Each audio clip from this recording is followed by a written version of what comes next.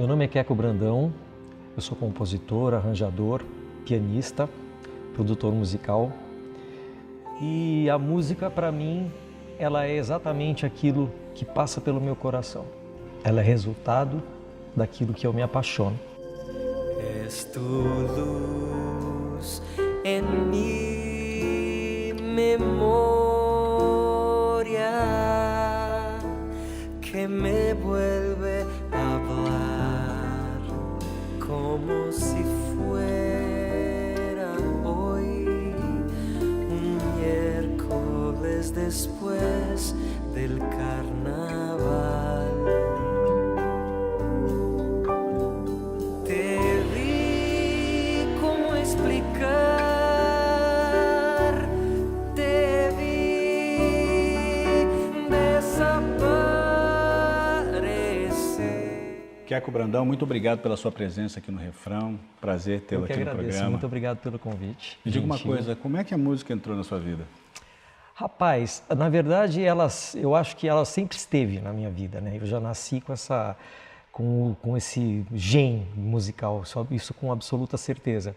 Mas ela começou a se manifestar, claro, na minha família, né? Ainda bem menininho e tal. A minha mãe comprou um piano, na verdade, para minhas irmãs estudarem, né? Não tinha sido nem para eu estudar. E um dia ela estava na cozinha, minhas irmãs estavam na escola e ela ouviu o piano, algumas, né? Umas notinhas, assim, uma tentativa de formar uma melodia, né?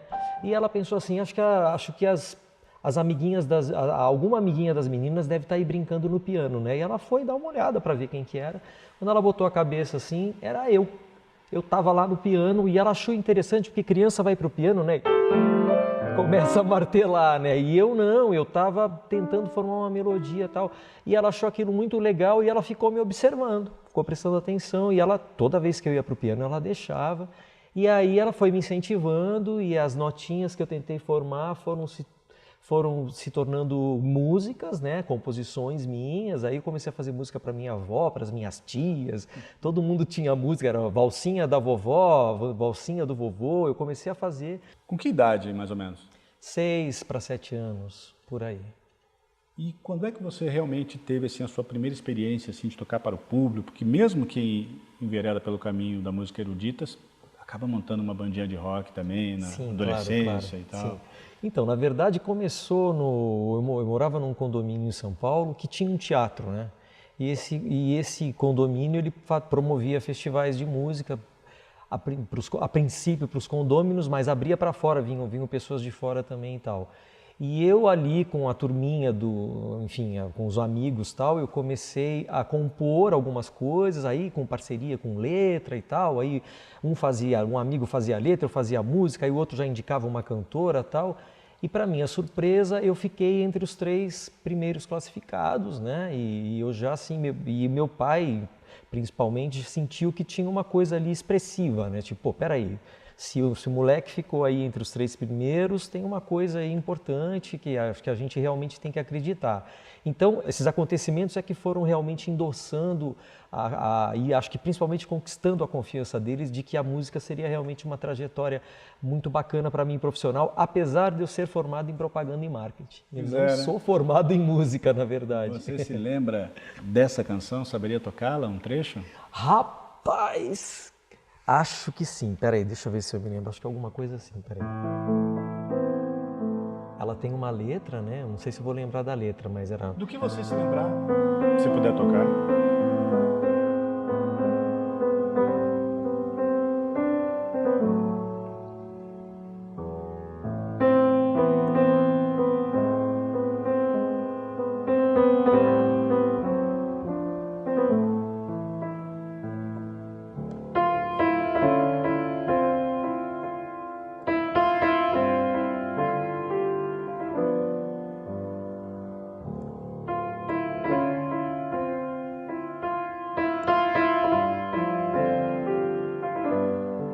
Ia para um refrão, né? Ela mudava, ela ficava bem... Aí ela ficava mais acelerada, né? Virava um baião, né?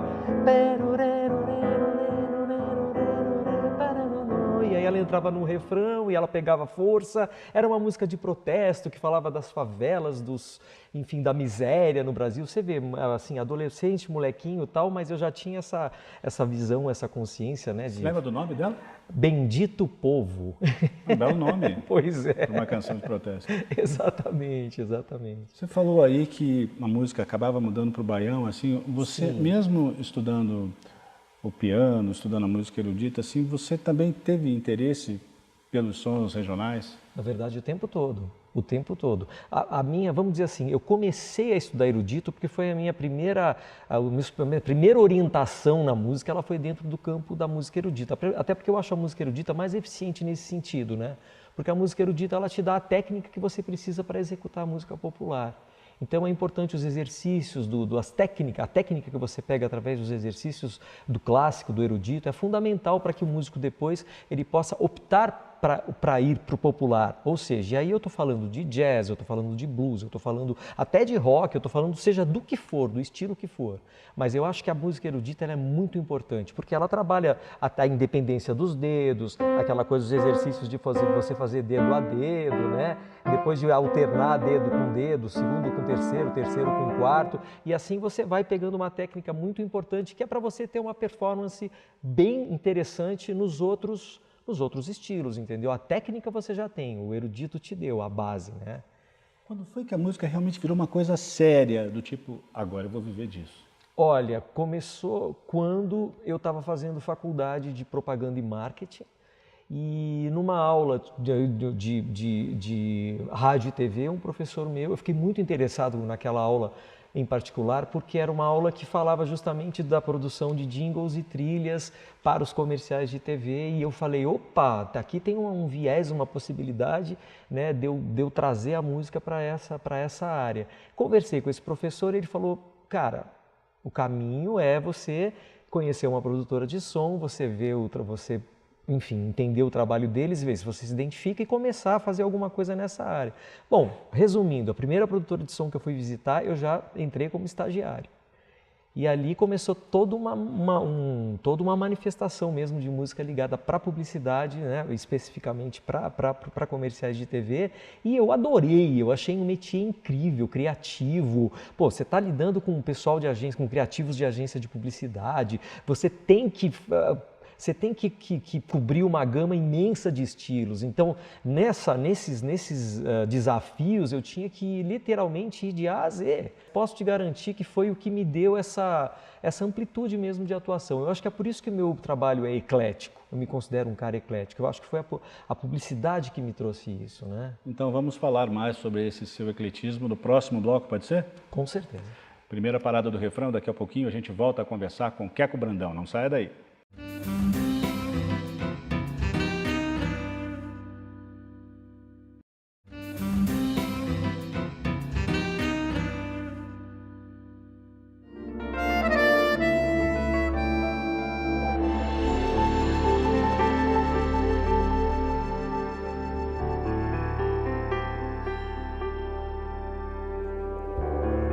Tem que ter a força que dá o alívio, que corta o veneno, a febre e o delírio.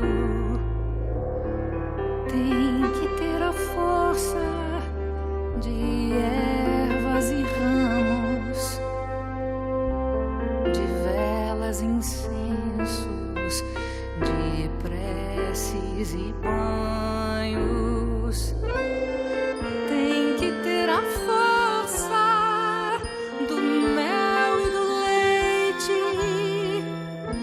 do pão e do vinho, do sal e do azeite. Tem que ter a força que tem o suplício, que tem o martírio. O refrão está de volta hoje com o pianista e compositor Queco Brandão. Queco, a gente falava do seu ecletismo no final do bloco anterior e eu queria saber se ele também se manifestou pelas parcerias. Isso com certeza, porque assim, eu acho interessante essa coisa do ecletismo, porque quando você tá compondo com outra pessoa, quando você tem um parceiro, né, ele está trazendo o universo dele para a tua música também, né? Então, mesmo que a música já esteja pronta, que ele vai letrar uma melodia tua, ele está trazendo o universo dele, de alguma maneira ele está compondo com você, ele tá complementando o que você está fazendo. E eu acho que dessa união sempre resulta uma terceira coisa. E eu gosto muito dessa coisa variada, eu acho que... Porque esse CD, por exemplo, o Queco Brandão Convida, ele é muito variado, ele tem estilos bem diferentes, assim, por quê? Porque tem convidados diferentes, cada um traz o seu universo, cada um traz a sua vivência. Eu gosto dessa coisa de reunião de músico, eu gosto dessa coisa de reunião de artista. Eu sou totalmente a favor de que o Mandurinha só não faz verão, eu acho que a gente tem que estar unido, a gente tem que fazer todo mundo, eu acho que tem que fazer, a arte tem que ser com todo mundo, eu não gosto dessa arte individualista fechada assim, eu, só eu, e não gosto, eu gosto de compartilhar. Já que você antecipou, falando sobre o álbum Convida, como é que a gente podia falar também dessas diferenças entre os convidados, por exemplo? Olha, eu acho que também tem a ver com o contexto como cada um entrou no projeto, né? A Zizi Posse, por exemplo, é uma artista que eu já trabalho há muitos anos. Eu comecei a trabalhar com a Zizi em 98 no Per Amore, né? Naquele projeto de música italiana. E do Per Amore em diante eu devo ter feito provavelmente uns 8 ou 9 projetos com a Zizi, 8 ou 9 shows diferentes com a Zizi. Então ela traz toda uma bagagem, ela traz toda uma vivência musical, né, uma coisa dela, uma peculiaridade. A Zizi é uma pessoa de uma acuidade auditiva impressionante, às vezes ela é capaz de simplesmente interromper uma passagem de som porque tem um freezer na cozinha fazendo barulho que só ela está ouvindo, e ela fala, tem barulho sim, aí as pessoas vão ver, tinha mesmo um freezer lá barulhento no canto da cozinha. Aí desliga o freezer, porque senão ela não passa o som. A Zizi está entrando no meu projeto. Vir com essa exigência, vir com essa bagagem, é toda uma característica. Agora, foi interessante também essa música, porque a Zizi, eu tive que achar apesar de trabalhar com a Zizi há muito tempo, apesar da Zizi ser minha amiga, né, eu tive que achar também um bom motivo para convidar a Zizi para esse projeto. A Zizi não viria por qualquer coisa, mesmo sendo minha amiga, até porque ela sabe separar muito bem as coisas, né? E eu achei um álibi muito legal, porque essa música, que é A Força, ela foi composta pelo Ivan Lins e pelo Vitor Martins, especialmente para Zizi, para uma novela nos anos 80, né, no comecinho dos anos 80.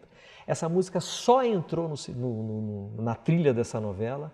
Nem Zizi gravou, nem Ivan gravou, nenhum dos dois gravaram a música, né? É uma gravação exclusiva para a novela. Quando eu propus a ela da gente trazer essa música para hoje, ela achou muito legal. Ela falou que é muito bacana, porque é uma música minha que ficou perdida lá atrás, né? Não tem CD meu, não tem CD do Ivan, então acho que vai ser muito bacana. Então foi legal, assim, eu acho que eu achei um bom motivo mesmo para ela participar. Que sentido tem a vida, um minuto sem o nosso amor, sem o nosso amor. Aí o Ivan, por exemplo, já foi uma outra coisa, uma outra história. O Ivan é mais bonachão, o Ivan é um cara mais tranquilo. O melhor imitador de Tom Jobim que eu conheço. Ele é impressionante, né? O Ivan é demais, ele é muito espirituoso também, é bem humorado, né? Ele é um cara muito bacana, mas é um cara exigente também. É um cara que não se envolve com qualquer projeto, não se envolve, enfim, é um cara que tem toda uma história, toda uma bagagem, possivelmente depois de Tom Jobim, um dos compositores brasileiros mais gravados nos Estados Unidos, quiçá no mundo, né?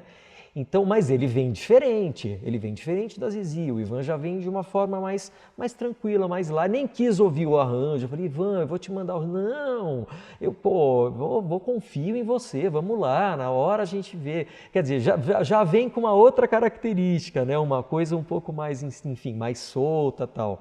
E cada artista veio com a sua peculiaridade, com o seu temperamento, com a sua personalidade, veio somando no projeto, né? Como o Felipe Cato, né? Que já é a nova geração. O próprio Felipe. Felipe é outra coisa. Aqui na ponta da língua o que eu quero dizer Vive, pulsa, grita essa íngua em minha jugular. Tá na boca do estômago, palavra estrangeira.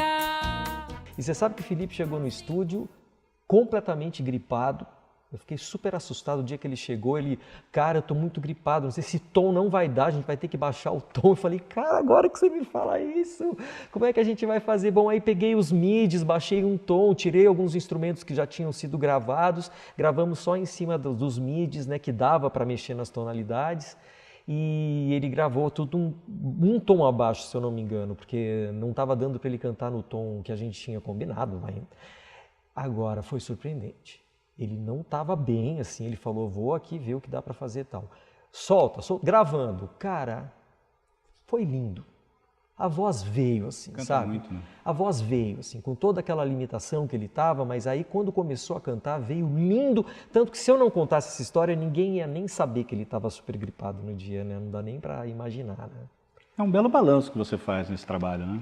Cara, eu gosto muito, sabe, de estar principalmente compondo a coisa da, entre aspas, da velha, tá, por favor, com todo o respeito, mas da velha geração, né, e da nova geração. Eu acho fundamental, eu acho que isso tem que caminhar junto o tempo todo, mesmo, paralelo.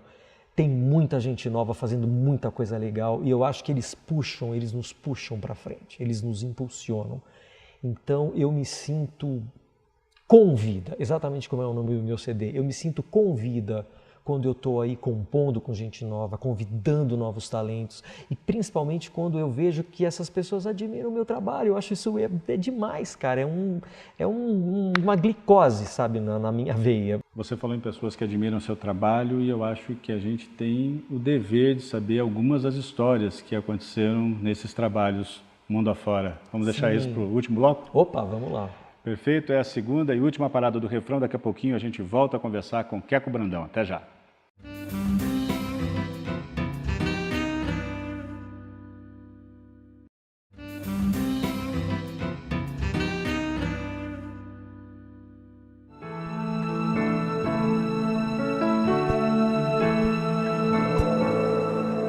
Minha timidez,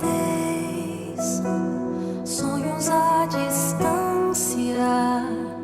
e mais uma vez é assim.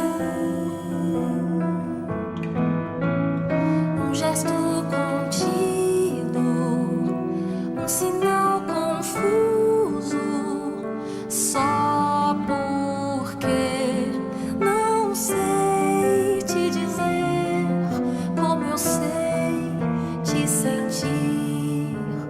Uma noite azul, tantos pensamentos, o que vou fazer? Estamos de volta com o refrão que hoje recebe o pianista e compositor Queco Brandão. Queco, agora você vai ter que abrir o coração pra gente aí, abrir o cofre dos segredos aí. Conta pra gente o que acontecia nas suas viagens, você tocou com tanta gente, fala pra gente com quem você tocou, as turnês que você acompanhou, me fala das roubadas, o espaço é seu. Que beleza. Bom, tem muitas histórias assim muito engraçadas até. Eu vou contar uma história que essa realmente foi bem legal, assim, ela foi tragicômica, mas assim, eu trabalhei com a Roberta Miranda, né? E a Roberta, quando eu a acompanhei, a Roberta fazia show para multidões, assim, naquelas festa de peão de boiadeiro, era pelo menos 10, 20 mil pessoas, né? Era uma loucura. E você sabe que um dia nós chegamos atrasados numa cidade e nós fomos direto para o palco, a gente nem foi para o hotel. Pelo amor de Deus, direto para o palco, as pessoas já estão lá esperando, não sei o quê, e a Roberta estava chegando de carro e chegamos no palco, aquela multidão, cara, 10 mil, 20 mil pessoas lá, e aí começamos a passar o som e tal, precisa passar o microfone da Roberta, tem que passar o microfone da Roberta, e eu no ônibus, ai meu Deus do céu, eu ficava brincando de imitar a Roberta Miranda. Sério?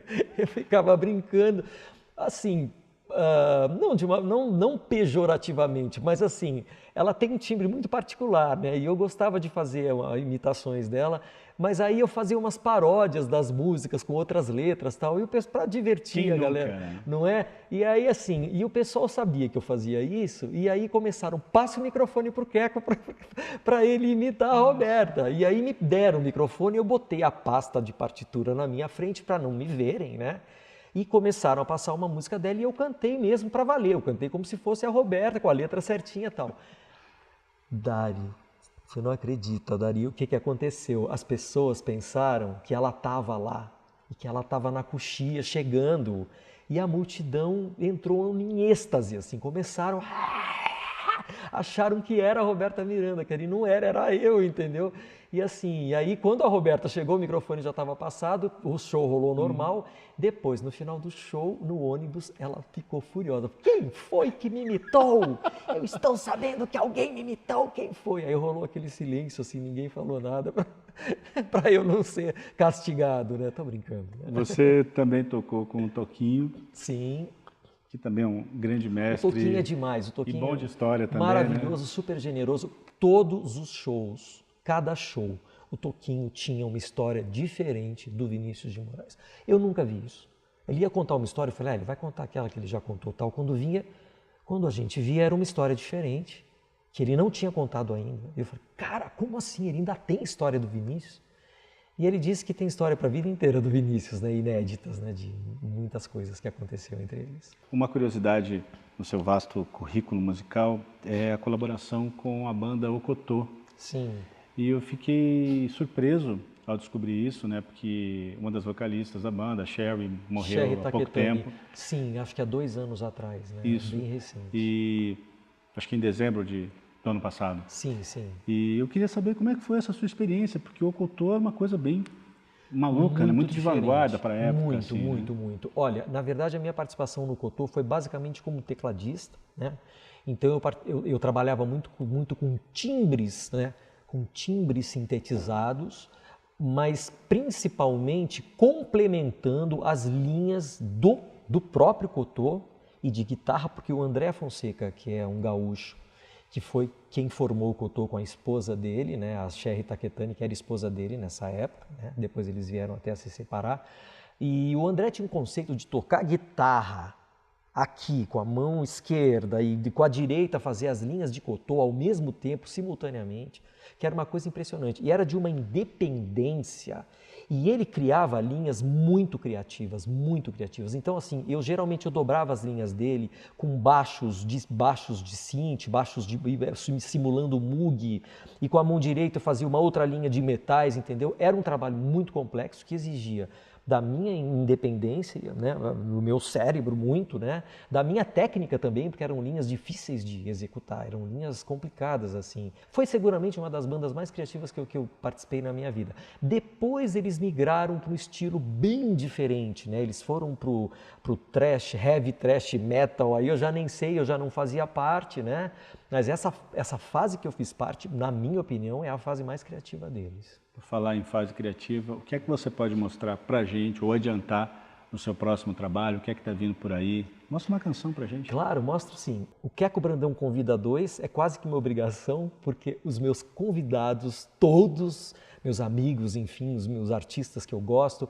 claro que não couberam num CD só, né? Então já comecei uma continuação, que é o Projeto Continua, exatamente. E eu separei aqui uma música muito bonita, que na verdade é uma música praticamente inédita do Toninho Horta, que ela foi lançada no Festival da Cultura e que foi interpretada pelo Tadeu Franco, mas o Tadeu não gravou, nem o Toninho.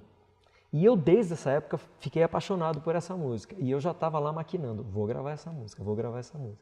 Então, vou mostrar aqui para vocês em primeira mão. Como ela se chama? Se chama Um Sonhador, é do Toninho Horta e do João Samuel. É muito bonita. Espero que vocês gostem. Andar mais pra quê? Se o vento é quem me guia, ter mais a perceber que as nuvens lá no céu, vela, terço e fé.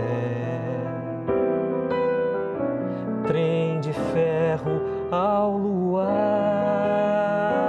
a transparecer. Muita coisa a lhe contar. Eu vi um sonhador, eu fiz uma canção, achei tudo que quis sem procurar. Mistérios são normais, veja você, se a gente sente sem pensar e sem notar, vê que é feliz.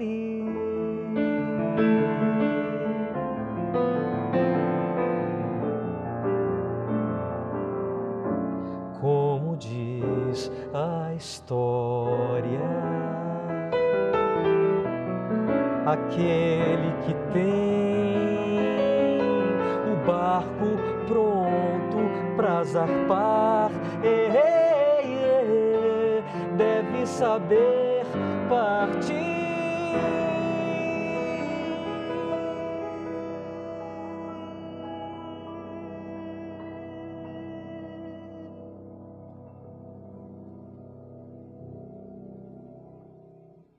Muito bom. Olha, Queco, muito obrigado pela entrevista. Eu que pelo agradeço, seu tempo, por ter Dari. dividido tudo isso com a gente. Muito Sucesso obrigado. na carreira. Eu viu? que agradeço. Obrigado por esse espaço maravilhoso. Nós artistas não somos nada se a gente não tem como mostrar o nosso trabalho, como divulgar. E um programa como esse é louvável. Obrigado a vocês. A entrevista com o Queco Brandão termina por aqui, mas você pode revê-la em nosso site tvjustiça.jus.br e também no nosso canal no YouTube, TV Justiça Oficial. Se tiver uma dica de artista, manda pra gente também. O e-mail é refrão@stf.jus.br. Grande abraço para você e até semana que vem. Una flor de